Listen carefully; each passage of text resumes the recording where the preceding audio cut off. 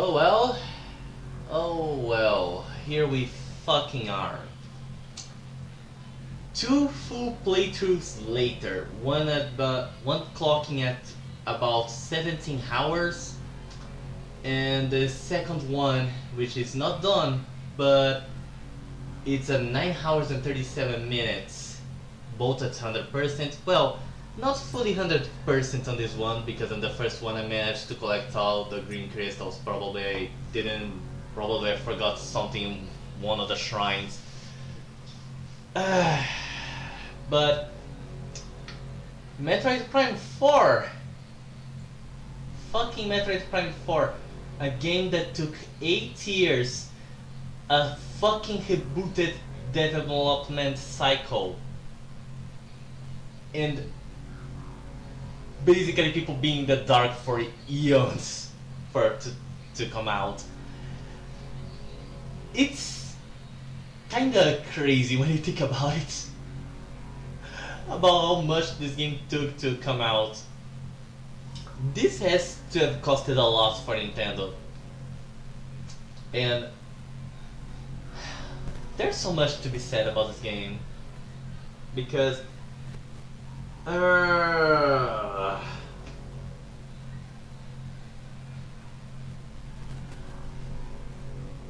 is this game...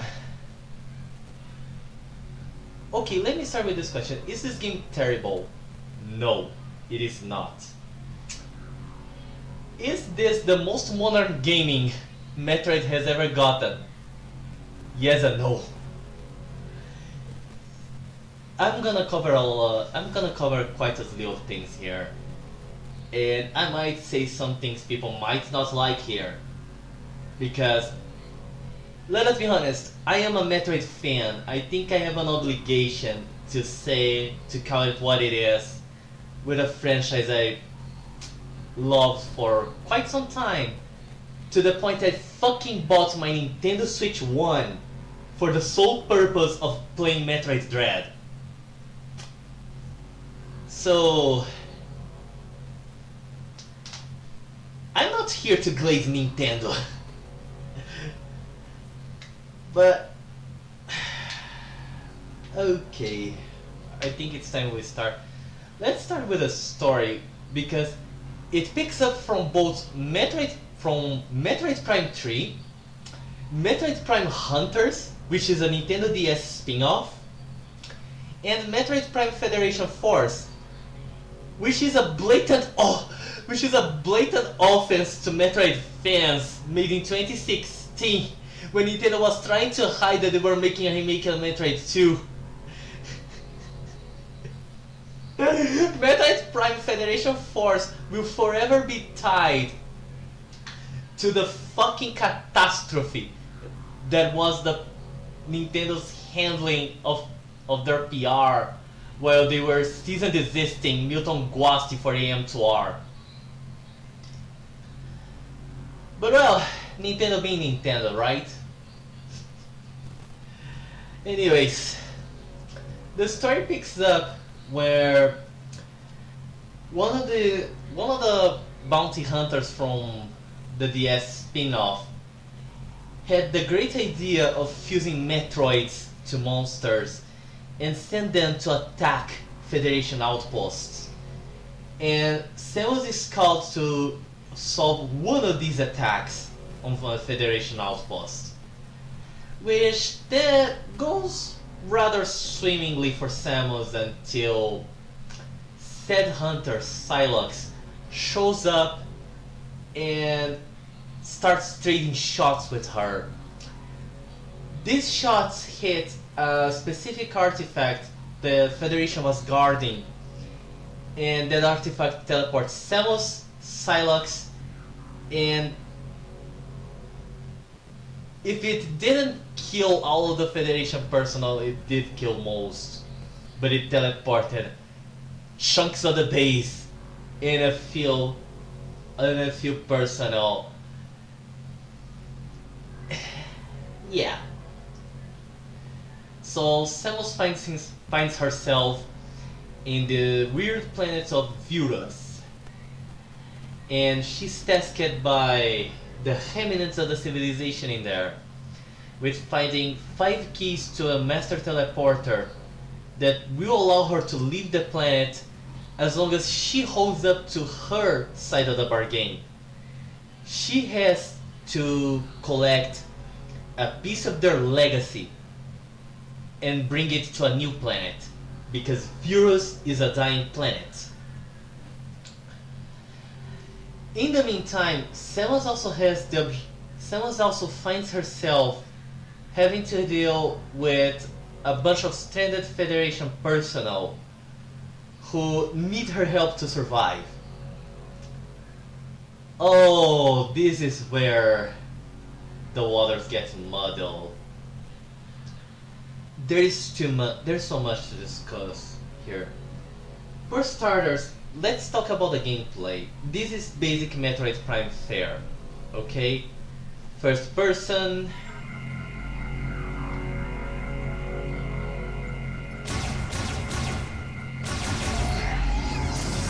This is not too unlike Metroid Prime 1. If you play the Nintendo Switch remaster, which I do own too. But things are a bit different here.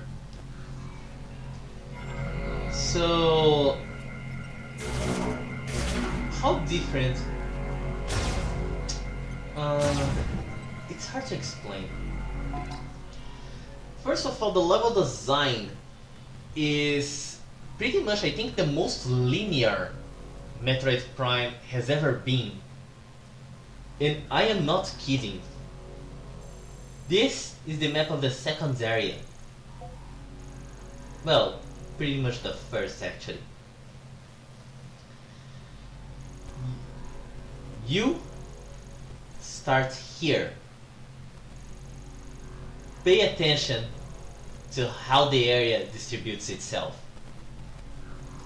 It doesn't compare to the environments of Town 4 in Metroid Prime 1, that's for sure.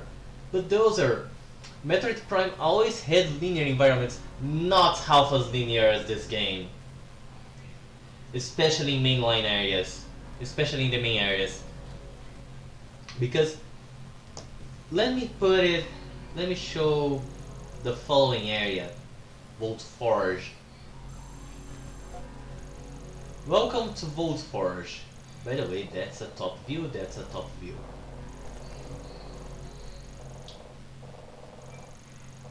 You start in Tower 1. Then you move to Tower 2, then you move to Tower 3. There's a lot of things I gotta comment on gameplay. But I'm starting with the level design to give you an idea of how things conduct themselves. The main problem with level design is that the whole area will almost always be point A to point B, with very few ways, not a lot of ways to access other areas, and much like Metroid Prime 3, the areas are not interconnected, because they are separated by this expanse. This gigantic desert is an open world area. And let me tell you, this open world area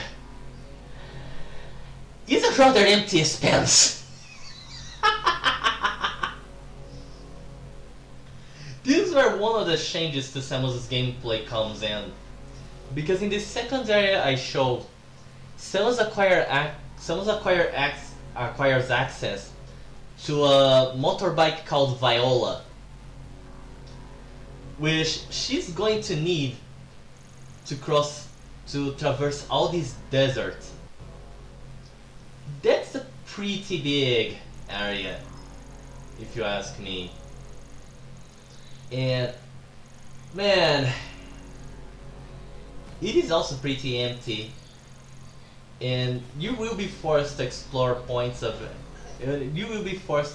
it parts, especially if you're going for 100%. But even if you're not going for 100%, because you're gonna need to collect because this area is where you collect green crystals, which you feed to a pedestal in the first area, which grants an enhancement for Samus's arm cannon, an enhancement for some of her psychic powers, and the last suit. And you need the last suit to open the final area of the game. It's... yeah. The main gimmick of Metroid Prime 4 is going to be psychic powers. So Samus can activate her scan visor, but in this game her scan visor also activates a psychic visor. What does this psychic visor do? It allows her to use several abilities that yeah, the Lamorne Virus's people give her particular powers to handle. Which is interesting because most of these powers are not too different from... well, not too different from what she normally uses. Because, oh nice!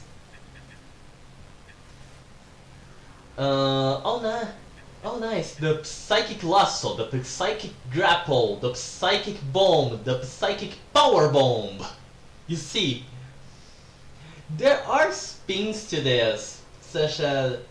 but the most notable spin is the Psychic Glove and the Psychic Crystal. So, with the Psychic Crystal, she can activate ethereal objects that are not visible, are not really visible, without a psychic visor, which is an enhancement that Lamorne gives to Samus's visor, to Samus's scan visor. And until she activates it with... she gets the Psychic Glove, which gives her the ability to manipulate psychic modes and her psychic bombs as well. That's the spin with psychic bombs. You can telekinetically move bombs onto slots, onto a lot of things. Doesn't see a lot of use. Another notable feature of the Psychic Visor is the control shot. So you fire a charge shot while in the Psychic Visor, and you can control where your shot goes, hitting up to 3 targets. Nifty feature, and you need it sometimes. That's a fun comment that I gotta make.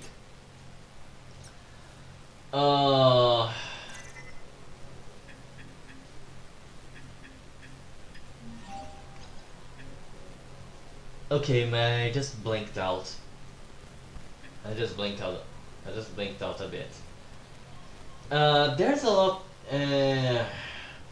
Her arm cannon. It works kind of similar to how it worked on Metroid Prime 2. So you get a few fun functions for it. So there's the usual charge beam, there's the control beam, there's the missile launcher. There is a super missile, which you get like 70% of the game through. But then there are the elemental shots. Now this is where one of the problems with this game comes up, which is the padding. This game has shit tons of needless padding. First of all, you can't fire elemental shots straight away with Samus. You need to collect the ship, then you need to deliver it to the engineer, Miles Mackenzie. I'm gonna talk about him soon. So that he can adapt Lamorne technology to something her suit can use. You're gonna do this 3 times, plus 1 for the teleporter you're gonna need as a plot device. And this is the problem with, and this is other problem with the padding. Well, let's continue talking about padding. There is no fast travel in this game. No fast travel at all. At worst, you can get from the entrance of Fury Green to the area where Miles sets his base. That's it. You won't do you're gonna travel a lot through the desert, across the desert. This is so much needless padding that it gets stupid. Oh man, it gets real stupid. Now, we gotta talk about these guys that Samus has to help and cooperate with in order to fulfill her mission on Virus. First of all, Miles Mackenzie. Is he going to hold your hand for the game like he's the fucking girl from God of War Ragnarok that you wish you could just fucking tell her to do the fight in your place? No, thankfully not.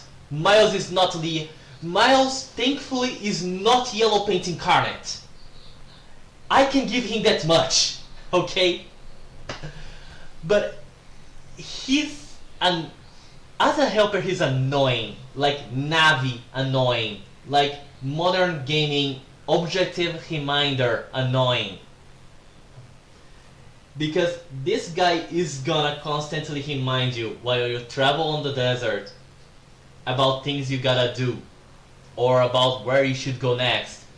Metroid Prime 3, I think, had this thing already, but it was not as invasive as Miles, but it's not as annoying as, certain content creators who have been spending their time shitting on Nintendo 24/7 would have you believe. And even then, Miles is not a terrible character, because when he is in his field as an engineer, he seems to, be a better character. So the other characters you meet are a sniper, Hideo Tokabi, who's actually quite a nice fella, from what I saw. He's a nice fella. He also bonds a lot with Samus. Then there's, I'm gonna have the logbook helping me here. Then there's Ezra Duke, the black guy of the team, who's actually quite no nonsense when it comes to stuff. And then there's this girl, Nora Armstrong, the Samus fangirl that was part of what caused Metroid Prime 4 to get tainted by the preview. At first, she is every bit of fucking cringe modern dialogue you could think of. The first thing you do is to go into Morph Ball to activate a mechanism in the area where you meet her. She was just short of telling it's Morbi time! Until Duke stopped her. It was unfiltered modern dialogue cringe. She gets more tolerable as a character as the game goes, but it's not because of how she's introduced. It's because she has a bit more depth than this. And then there's my favorite of all these five, View 995, the robots. Only because that motherfucker is a one robot army who does quite the job of not staying in my way and even helping in combat. Oh man, it's interesting as a character. But all that said, the idea of having these five guys accompanying you, this is what breaks immersion in Metroid Prime 4, because you see, pay close attention to how Samus conducts her missions in in the previous 3 games or in Other M, or like the dialogue is. First of all, most of the idea in Metroid Prime, in Metroid in general, Samus is on her own, okay? It's Samus against the whole world she's in. And it tends to work very well. Okay, in Metroid Prime 3 she had NPCs to interact with, but it was nothing like Prime 4. You didn't have to like having other people accompanying you. It was not. How can I put it? There was no need for Samus to babysit other characters. And while they don't behave too badly, having these guys around for a chunk of these areas. Fortunately, I think Tokabi is the best one of these because he doesn't stick with you too much. Like, he communicates with you through the speakers on the laboratory in the ice belt, but the only time you get to actually fight with him in that area is in a small area where you have to hold the line against Grievers, and it's a very short section, right before the actual area boss, which Samus has to fight alone. Duke accompanies you for basically the entire what's the name of this area? The entire flare pool area. And Armstrong, and Nora Armstrong for the second half of the area. Then there's the whole Great Means area, where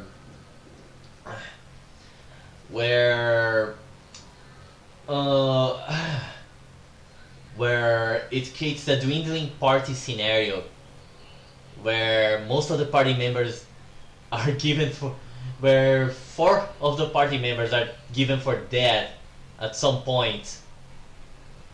But you spent most of the means accompanied by either Duke and Armstrong or View 995.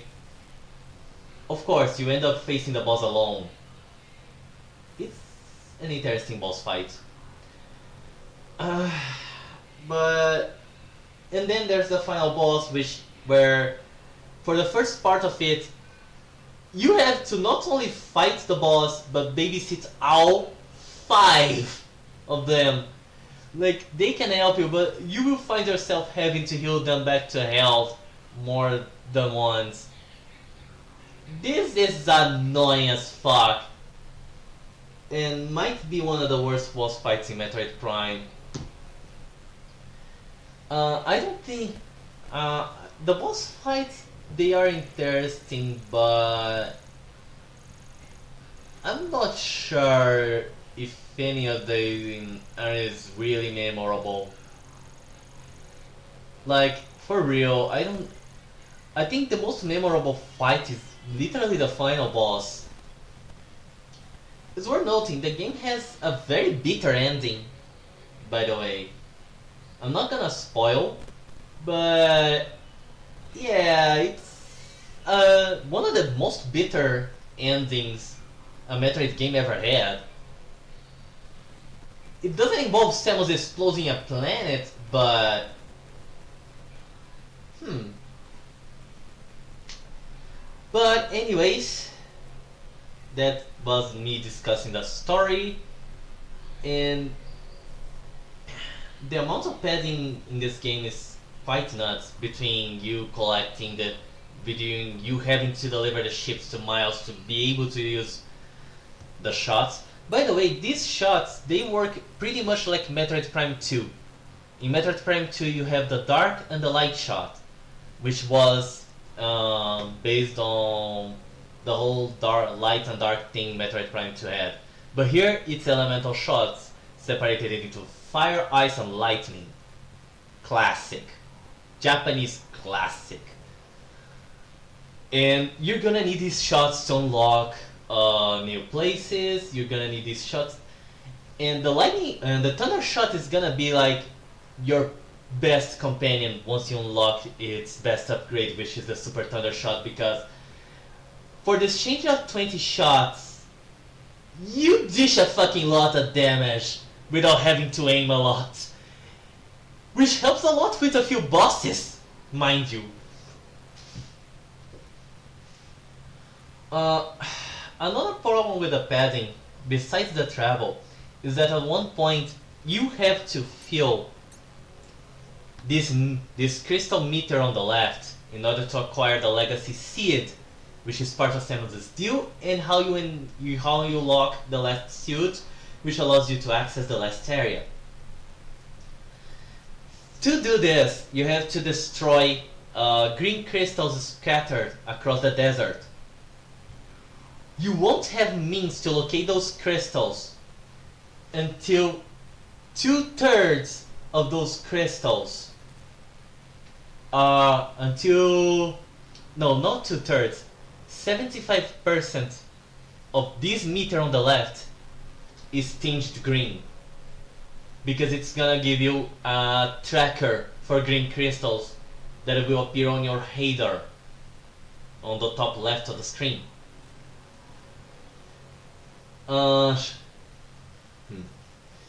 You need to you need to completely turn this crystal meter green to unlock the seed and get the suit. And there's more, because if you want to open up like stuff in the gallery, yes, there is an art gallery. You need to collect double this amount, aka clean the desert up, which is why the meter fills on the blue color once you've filled it for the first time. That's enough to fill the gauge. There's enough crystals in the game to fill the gauge twice. And even after that, there is another set of key items which you need to unlock the final dungeon, which is the mech parts. You have to collect 6 mech parts across the desert, including 2 in two of the main areas of the game. One in the ice belt, one in the flare pool. The game has your job cut out for you when it comes to padding.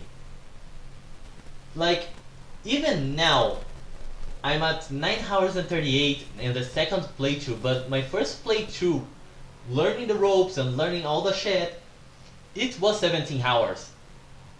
This game is needlessly long.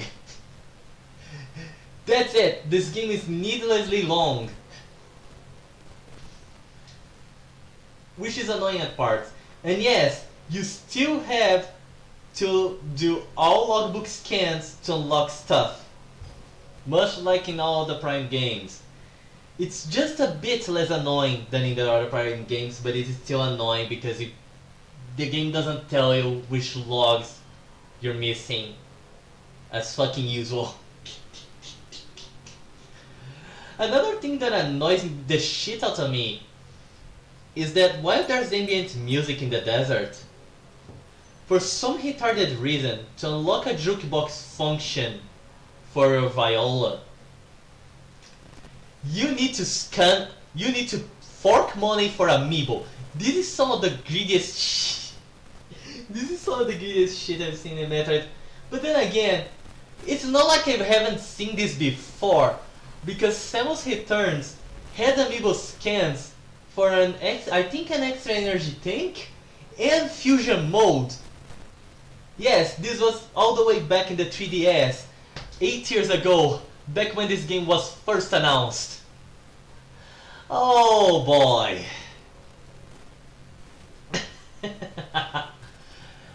Nintendo must be really trying to recoup the money that went into the development of this game, because, I mean, no wonder, like, 8 years developing this game, you know?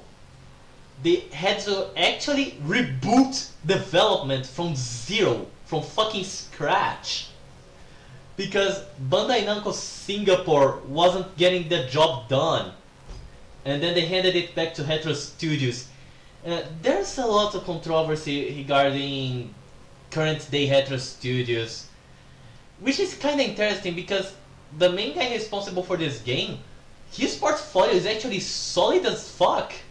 He worked with Metroid Prime 3, he worked with Donkey Kong Country Returns, both versions of it.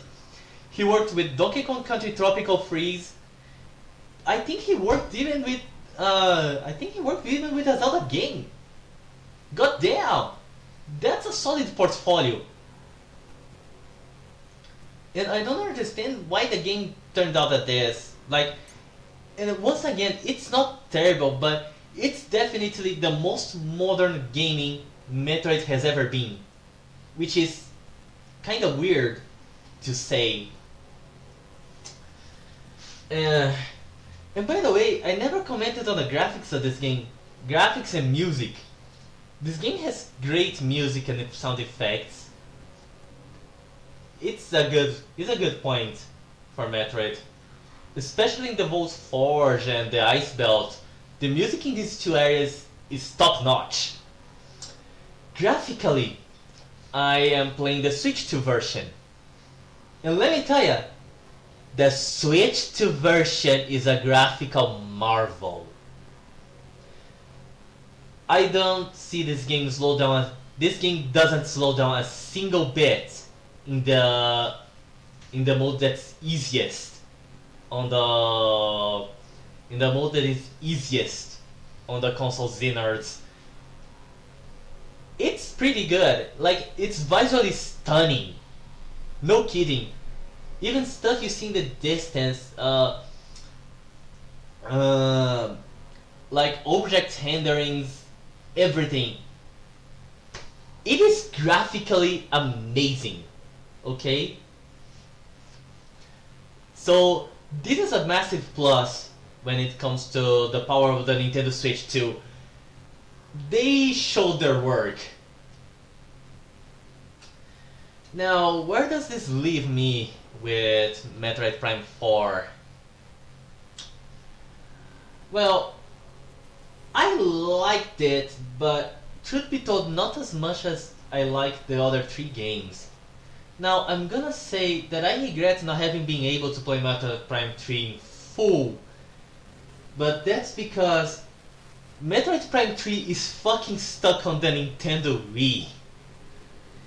I played for you to have an idea, I played both the GameCube version and the Metroid Prime Trilogy versions of Metroid Prime 1 and 2. Okay? And then I played the Metroid Prime Remaster. It is also one of the criticisms with Nintendo, that Nintendo released this game but refused to the death to make a remaster of Metroid Prime 2 and 3. I want a remaster of Metroid Prime 2 and 3 because Metroid Prime 3 in particular is stuck on the Nintendo Wii. And the only way for me to play Metroid Prime 3 right now is to get my Wiimote fixed.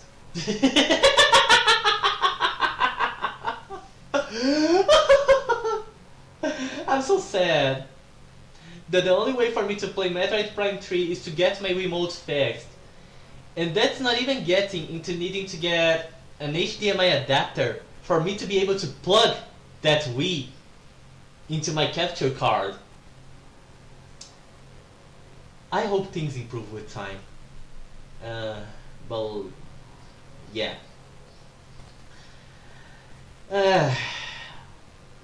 Now, as for my final considerations, is this game a buy or non-buy? That depends on you. Personally, I do not regret having played this game. Okay, I played worse in regards to Metroid. It's not a bad game at all, but for Metroid Prime standards, yeah, yeah.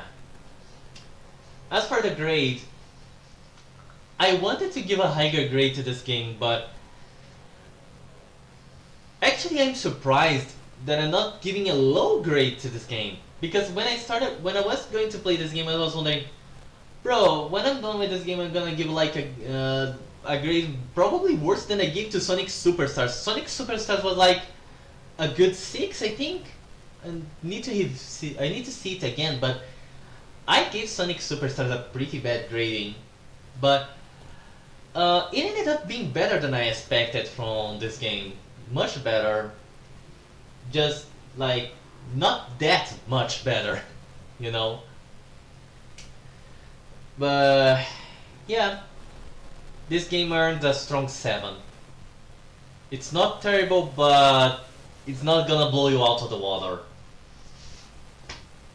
It happens, but this should be a wake-up call for Nintendo, you know? That we didn't fucking wait 8 years for a game that suffers from modern gaming tropes. Yeah. At least they didn't shove modern. At least they didn't shove yellow paint all over the place.